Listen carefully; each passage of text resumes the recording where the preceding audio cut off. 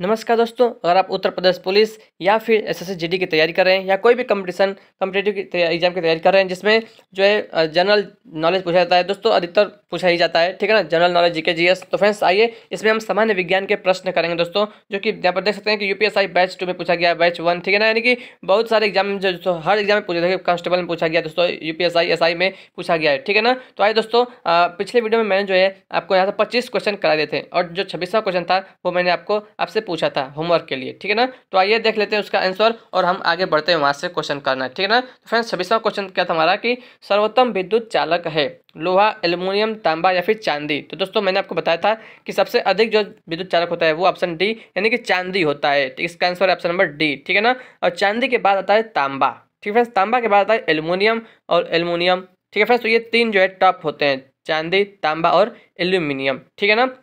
तो फ्रेंड्स आइए अब देख लेते हैं। फ्रेंड्स यहाँ पर आप देख सकते हैं, इसको पढ़ लीजिए, बहुत ही इंपॉर्टेंट है। ऐसी धातुएं जिसमें ऊष्मा और विद्युत का प्रभाव आसानी से हो जाता है सुचालक धातुएं कहलाती हैं। चांदी विद्युत का सर्वश्रेष्ठ सुचालक है। धातुओं के विद्युत चालकता के अनुसार घटता क्रम निम्न प्रकार है दोस्तों। देखिए सबसे अधिक तांबा यानी कि चांदी, फिर तांबा, एल्युमिनियम और टंगस्टन, ठीक है ना। आइए फ्रेंड्स अब देखते हैं क्वेश्चन नंबर 27। तो फ्रेंड्स क्वेश्चन नंबर 27 क्या कर रहा है कि सौर ऊर्जा का स्रोत है, सौर ऊर्जा का स्रोत है नाभिकीय संलयन, नाभिकीय विखंडन, सूर्य का संकुचन, सूर्य का प्रसार। तो दोस्तों जिस प्रकार सूर्य पर जो ऊर्जा बनती है वो किस अभिक्रिया से बनती है दोस्तों, तो ऑप्शन नंबर ए यानी कि नाभिकीय संलयन, ठीक है ना। जब दोस्तों दो हल्के नाभिक संलयित होकर एक बड़े नाभिक का निर्माण करते हैं तब यह प्रक्रिया नाभिकीय संलयन कहलाती है। इस प्रक्रिया में अपार ऊर्जा निर्मुक्त होती है। तो फिर यहाँ पर देख सकते हैं कि 1H2 + 1H2 मिलकर 2He हीलियम का एक अणु बनता है, 2He4 प्लस ऊर्जा बनती है, ठीक है ना। आइए क्वेश्चन नंबर 28 देखते हैं। वेरी लाइट पिस्टल का प्रयोग रात में किस लिए किया जाता है? वेरी लाइट पिस्टल दोस्तों ऑप्शन नंबर डी यानी कि किसी स्थल को कुछ देर के लिए प्रकाशित करने के लिए वेरी लाइट पिस्टल का प्रयोग किया जाता है, ठीक है ना। आइए फ्रेंड्स अगला क्वेश्चन नंबर 29 देखते हैं। क्या कर अन्वेषण के दौरान झूठ पकड़ने के लिए निम्न में से किसका प्रयोग किया जा सकता है? Narco test, brain mapping test, polygraph test या फिर उपरोक्त सभी। तो दोस्तों ऑप्शन नंबर डी ये सभी हम कर सकते हैं, narco test, brain mapping test और पॉलीग्राफ टेस्ट, ठीक है ना। तो दोस्तों आइए अब हम आगे बढ़ते हैं, ठीक है ना। अगला क्वेश्चन देखते हैं। अगला क्वेश्चन देख लेते हैं फ्रेंड्स, क्वेश्चन नंबर 30। भोजन ऊर्जा को मापने की यूनिट का नाम क्या है? भोजन ऊर्जा को मापने की यूनिट क्या का नाम है दोस्तों? ऑप्शन डी कैलोरी, ठीक है ना। दोस्तों देखिए भोजन ऊर्जा को मापने की इकाई है कैलोरी। विद्युत प्रतिरोध का मात्रक है ओम और विद्युत सामर्थ्य का मात्रक हार्स पावर होता है, याद रखिएगा फ्रेंड्स। अगला क्वेश्चन देते हैं क्वेश्चन नंबर 31। निम्नलिखित में से विश्व का प्रथम संचार उपग्रह कौन सा था? तो ऑप्शन सी टेलस्टार 1, ठीक है ना। प्रथम संचार उपग्रह दोस्तों, संचार उपग्रह याद रखिएगा टेलस्टार 1, इसको पढ़ लीजिए। विश्व का प्रथम संचार उपग्रह टेलस्टार 1 है जिसे 10 जुलाई 1962 को अमेरिका के नासा द्वारा प्रक्षेपित किया गया था। हालांकि यह उपग्रह अब क्रियाशील नहीं है लेकिन यह आज भी अपनी कक्षा में विद्यमान है। Question number 32। किसमें ध्वनि की गति सर्वाधिक होती है? पानी में, बर्फ में, वायु में या फिर इनमें से कोई नहीं? दोस्तों किसमें ध्वनि की गति सर्वाधिक होती है? तो ऑप्शन नंबर बी ध्वनि की चाल माध्यम की प्रकृति पर निर्भर करती है। ध्वनि की गति ठोस में सर्वाधिक, गैस में निम्नतम होती है। विभिन्न माध्यम में ध्वनि की चाल फ्रेंड्स देख लीजिए। सबसे यहाँ पर देखिए एल्युमिनियम में चाल कितना है दोस्तों? देखिए 6420, ठीक है ना, मीटर प्रति सेकेंड होती है सर्वाधिक। और कांच में 5640 मीटर प्रति सेकेंड। लोहा में 5130। समुद्री जल में होता है 1533 मीटर पर सेकेंड। पानी में यानी कि सामान्य पानी में 1493 और बर्फ का होता है दोस्तों 4000 मीटर प्रति सेकेंड। वायु का होता है 332 मीटर प्रति सेकेंड और निर्वात यानी कि वैक्यूम में 0, ठीक है ना। यानी कि ध्वनि जो है वो वैक्यूम में ट्रेवल नहीं कर सकती, यात्रा नहीं कर सकती, गमन नहीं कर सकती, ठीक है। Question number 33। किस उपकरण का उपयोग मानचित्र पर दूरी नापने के लिए किया जाता है? ठीक है ना। तो ऑप्शन नंबर डी ओपिसोमीटर, याद रखिए दोस्तों। किस उपकरण का प्रयोग मानचित्र पर दूरी नापने के लिए होता है? तो ऑप्शन नंबर डी ओपिसोमीटर का प्रयोग किया जाता है। इस यंत्र में एक छोटी दांतेदार पहिया और एक असंकित डायल लगा होता है। इस पहिए को उस रेखा पर चलाया जाता है जिसकी दूरी ज्ञात करनी होती है। दांतेदार पहिया द्वारा चली गई दूरी को मापक द्वारा ज्ञात कर दिया जाता है। इसे कर्वीमीटर या मेलोग्राफ भी कहा जाता है।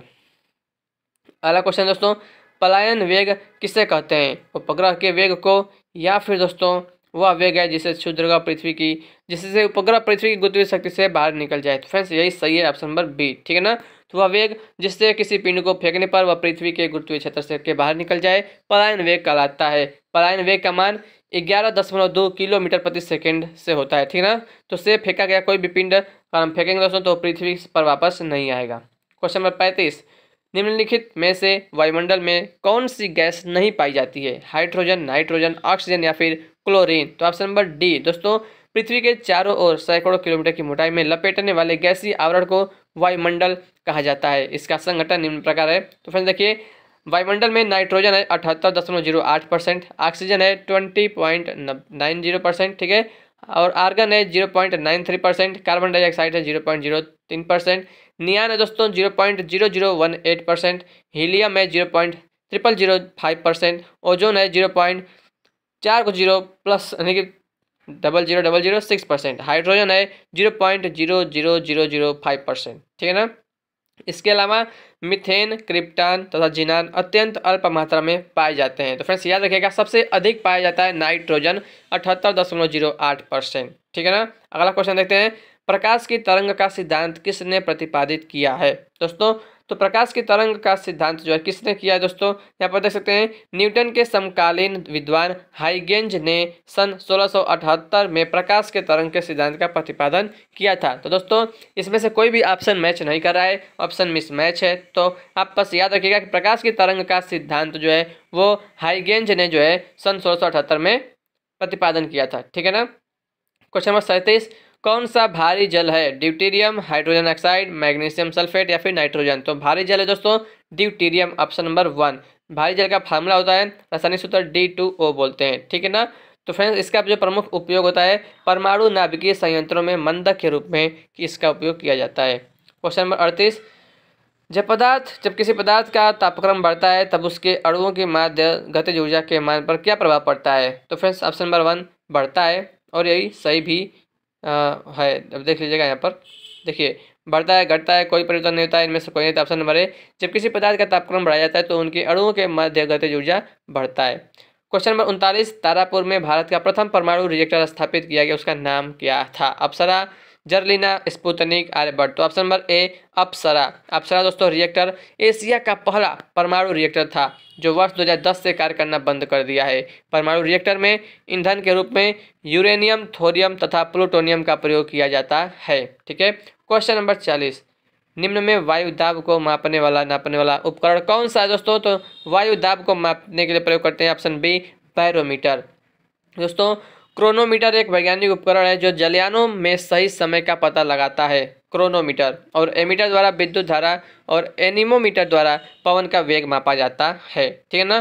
तो दोस्तों यहाँ पर देखिए, यहाँ तक दोस्तों मैंने जो है यहाँ पर कंप्लीट करा दिया सामान्य विज्ञान का। अब दोस्तों यहाँ से जो है सभी सामान्य विज्ञान का ही प्रश्न है। अब यहाँ से रसायन विज्ञान शुरू हो रहा है, तो आइए इसके भी क्वेश्चन देख लेते हैं कुछ।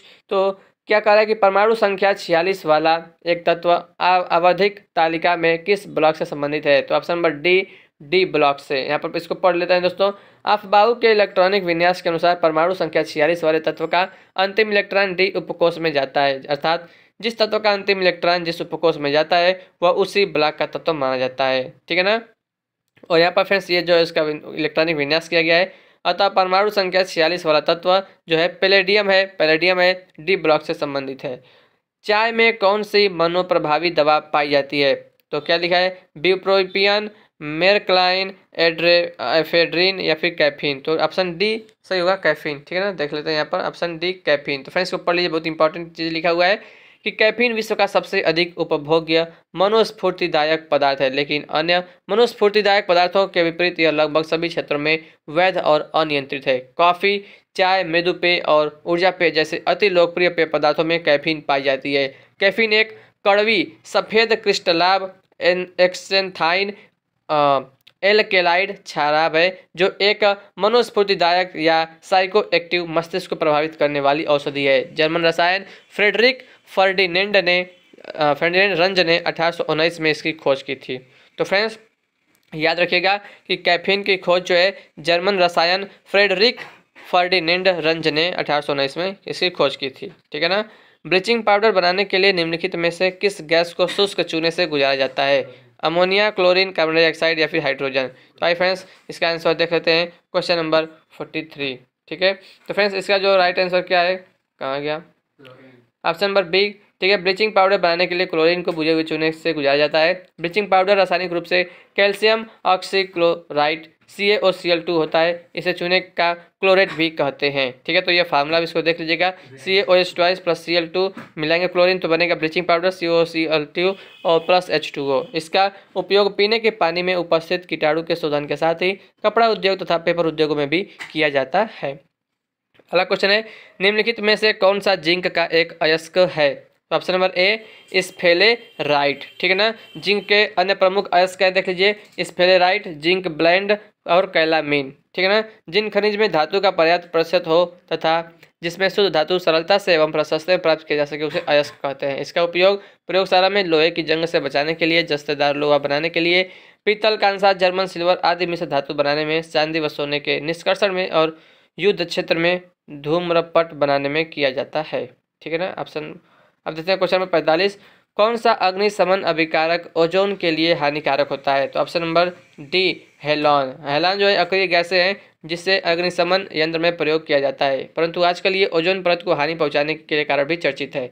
हालांकि क्लोरोफ्लोरोकार्बन गैस भी ओजोन परत के लिए हानिकारक होती है, लेकिन इसे अग्निशमन यंत्र में प्रयोग नहीं किया जाता, अर्थात यह गैस अग्निशमन अभिकारक नहीं है। आइए फ्रेंड्स अगला क्वेश्चन देते हैं, क्वेश्चन नंबर 46 क्या दिया गया है कि निष्कर्षण बोतल बनाने के लिए इस्तेमाल होने वाला पॉलीमर क्या है। तो ऑप्शन नंबर डी ज़्यादा घनत्व का पॉलीएथिलीन। ठीक है ना, तो फ्रेंड्स आइए अगला क्वेश्चन देख लेते हैं, बुलेट प्रूफ वस्त्र बनाने के लिए कौन सी सामग्री प्रयोग की जाती है। तो ऑप्शन नंबर डी स्पेक्ट्रा।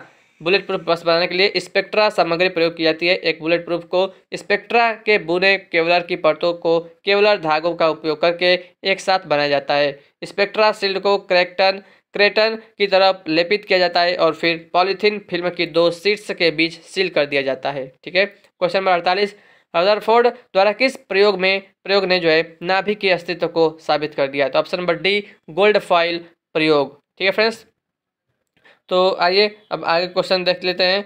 तो फ्रेंड्स ठीक है, इंपॉर्टेंट है। आइए, इनमें से कौन सा एक कृत्रिम कीटनाशक नहीं है। कृत्रिम कीटनाशक नहीं है, तो आइए देखते हैं इसका आंसर कौन सा है। ऑप्शन नंबर डी पैराकीट कृत्रिम कीटनाशक नहीं है। यह तोते की एक प्रजाति है जिसे मेलोप्सिटाक्स अंडाटस के रूप में जाना जाता है। यह पहली बार 1891 में प्राणी वैज्ञानिकों द्वारा वर्णित किया गया था। यह उत्तरी अमेरिका और यूरोप में तोते की सबसे लोकप्रिय प्रजाति है। यह कुत्ता बिल्ली के बाद तीसरा सबसे ज़्यादा पाया जाने वाला जंतु है। सबसे अधिक कुत्ता, उसके बाद बिल्ली और तीसरा है दोस्तों ये जो तोता है। ठीक है ना, तो आइए क्वेश्चन नंबर 50, उच्च शुद्धता का जर्मेनियम डैश द्वारा प्राप्त किया जाता है। तो ऑप्शन नंबर बी क्षेत्र परिशोधन के द्वारा। पढ़ लेते हैं इसको। ठीक है, ये लास्ट हमारा क्वेश्चन रहेगा इस वीडियो का। उच्च शुद्धता का जर्मेनियम क्षेत्र परिशोधन द्वारा प्राप्त किया जाता है। यह तत्व बड़ी अल्प मात्रा में पृथ्वी पर पाया जाता है। साधारणतः यह जस्ते के खनिजों से मिला होता है। खनिजों को जलाने पर जो राख बच जाती है उसमें 0.25% जर्मेनियम ऑक्साइड रहता है। इसे टेट्राक्लोराइड के प्रभाजक आसवन विधि से पृथक कर लिया जाता है। इसका उपयोग अर्धचालकता क्षेत्र में फोटो इलेक्ट्रिक सेल व सोलर सेल में तेजी से किया जा रहा है। ठीक है ना दोस्तों, ये आपके लिए आपके लिए क्वेश्चन रहेगा। इसका कमेंट बॉक्स में आंसर बताइएगा।